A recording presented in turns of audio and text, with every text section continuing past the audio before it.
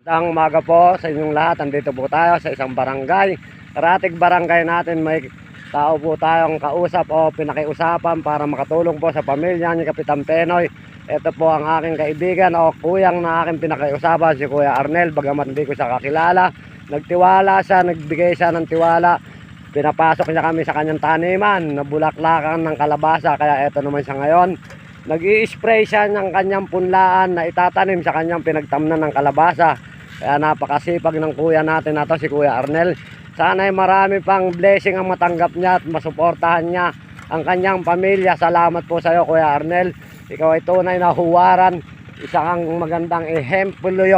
Dapat ay tularan natin mga ama. Yan po ang tunay na ama, nagsusumikap, nagsisipag para sa kanyang pamilya, higit sa lahat para sa kanyang mga anak. Kaya salamat po sa inyo lahat, Kuya Arnel, sa buo mong pamilya. Ako'y humihingi ng isang maraming salamat. At eto naman po,